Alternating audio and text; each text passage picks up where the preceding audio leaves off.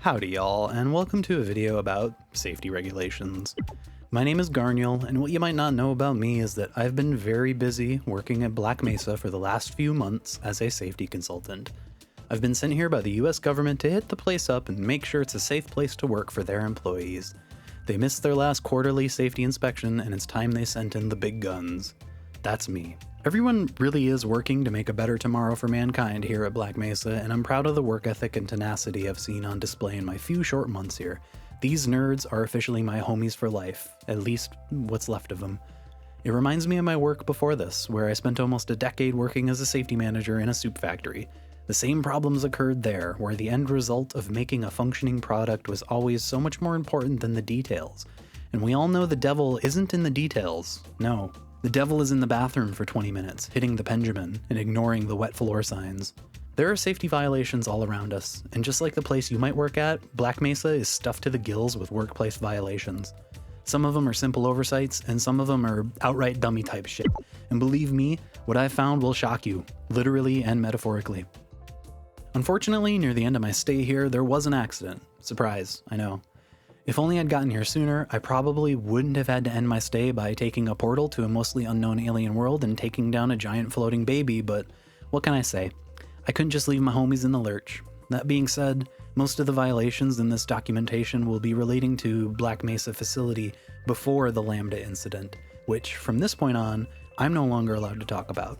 Actually, just saying that thing about the giant floating baby earlier almost got this video taken down. And hey, if you noticed anything in Black Mesa that I missed, do let me know down in the comments. That's what these videos are for. They're not an end-all be-all of supreme safety. We're all in this together, both in safety and emotions. I hope you're doing well.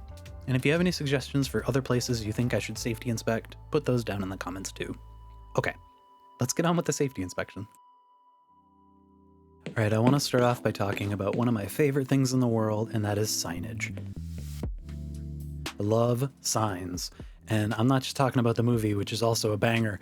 I'm talking about signs in the real world. The problem with signs is that tons of people ignore them. It's a constant struggle with signage to get people to just notice and be aware of the dangers that surround them. And while I love signage for its design and the way that it can translate information, in between languages, there is something to be said about the fact that you really should design something to be safe in the first place. Signs should only exist when you really cannot design a safety into an object or a process. But there's still moments when we need signs, and signs are great, and I love them. And I especially love the signs here in Black Mesa because they're designed well, they have very pertinent information, unlike other places I've inspected where the signs feel a little bit more like just set dressing. The signs here actually tell you stuff. They tell you things that you need to do, they warn you about things that you need to be aware of. Something that I have noticed, though, is that they're missing signage in certain critical areas. Here we have what appears to be some kind of sewage runoff area, and you'll notice that there's no signs anywhere. And if you go into the water, like so, there's a giant man-crushing machine down here. And there's no signs in this entire area that tell me that there's giant man-crushing machinery underneath the water. What if I want to go for a swim on my break? I would get sucked into this, and I'd be able to sue you once I got out because there was no sign that told me, hey, there's a giant cow crusher down here, don't swim in here. Now, this appears to be a necessary installation, and it also appears that you can't really design the safety out of this. So you need some signs put up, possibly a no swimming sign, possibly a giant cow or chicken crushing machine is underneath the water. I don't know, you sort it out. What's worse than no signage, though, is signage that gets ignored. My God, here's a great example. This sign couldn't be any clearer. It says do not stack. And what do we have? Some employee has stacked a box on top of another box. I'm praying to God that this isn't negligence and it was done as a joke by one of the employees. But you know what's not a joke? Safety. Who did this? It's probably Jeffrey, huh? This son of a bitch. Where'd this guy even get his forklift license from? DeVry University? Jesus Christ, man. All right, Jeffrey. Break's over. Get back to work. Now, let me tell you about an employee who ain't a piece of shit. It's whoever put this wet floor sign up. In the midst of tragedy, after such an incident that I'm not allowed to talk about, man, whoever came back and put this wet floor sign up, they're a real hero. I wish every employee took safety this seriously. Now let's get this leak fixed. I appreciate the fact that Black Mesa has some of these signs around, which are confined spaces signs. Confined spaces are definitely one of those things where if you haven't worked with OSHA or against OSHA, some people might say, for a period of time, you've probably never heard of confined spaces. They're definitely like a very insular part of knowledge when it comes to workplace safety. Now, what is a confined space? It's a place where it's not really designed for people to go, but it's large enough for workers to enter and perform certain jobs. A confined space also has limited or restricted means for entry or exit, and is not designed for continuous occupancy. Confined spaces include, but are not limited to, tanks, vessels, silos, storage bins, hoppers, vaults, pits, manholes, tunnels, equipment housings, ductwork, pipelines, and etc. What we have here is a pipeline. Most of these confined spaces require a permit and extensive training for you to be able to enter. There can also be really dangerous machinery working within confined spaces. Think about the giant chicken cow man crusher that was underneath the water. That could kind of be considered a confined space. It's important to keep these areas controlled, and it's also really important to have some proper lockout tagout for any machinery that's involved in these places.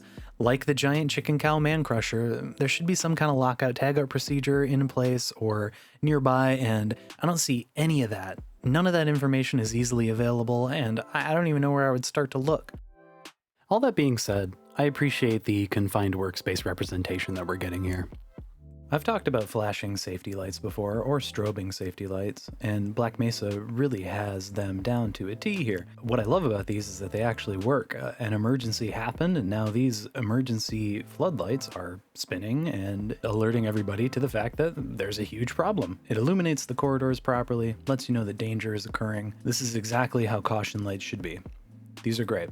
Another thing that Black Mesa has going on for itself is the fact that they got first aid kits everywhere. Man, it's like every corridor in this game has a first aid kit.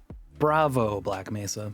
I really like this. Just make sure that they get serviced on a regular interval. You really have to have somebody checking these first aid kits to make sure that they get refilled properly when they run out. This is definitely something that you could probably get outsourced. A company like Aramark or whoever is dealing with cleaning your scientist smocks, they'll probably be able to do it for you.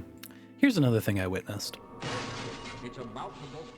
There was an equipment failure here, and while the employees reacted to it, they didn't do anything about it. They didn't bother to try and shut the equipment down. They didn't go and tell their supervisor. They didn't even put up any demarcation tape. They just sort of stood around and let everything continue to operate. That's such a huge no-no. I mean, and now I'm starting to understand why the incident occurred at. And unfortunately, this is like an endemic problem with the staff. I mean, right here, this guy just blatantly admitted to me, we're gonna deviate from standard operating procedure. Check this out. I'm afraid we'll be deviating a bit from standard analysis procedures today, Gordon. I mean, this is ridiculous. Shortcuts, especially around standard safety procedures, are the fastest way to cause a catastrophe. I mean, come on, we all saw Chernobyl, and this isn't the only evidence I have to show that staff is simply cutting corners and not only going against their training, but against their intuition. This is all within theoretical limits. We had a system crash about 20 minutes ago. Just one of those days, I guess. They were having some problems down in the test chamber, too, but I think that's all straightened out.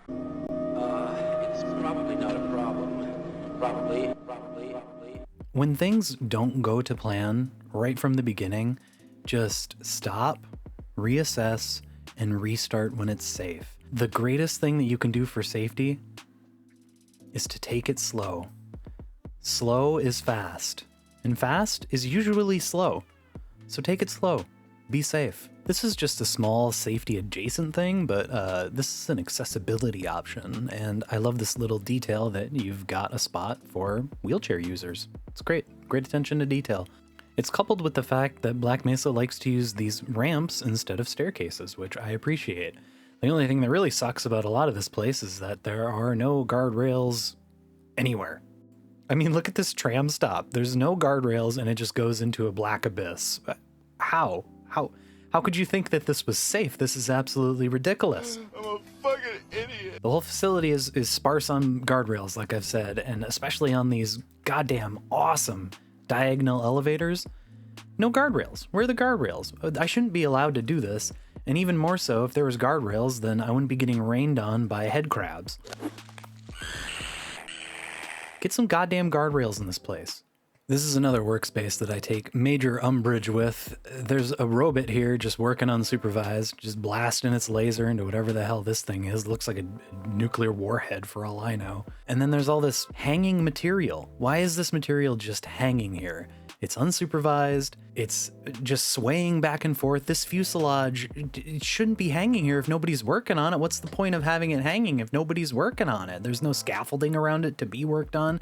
It doesn't look like it needs to be transported because the transport rail is like 20 meters long. What's the point?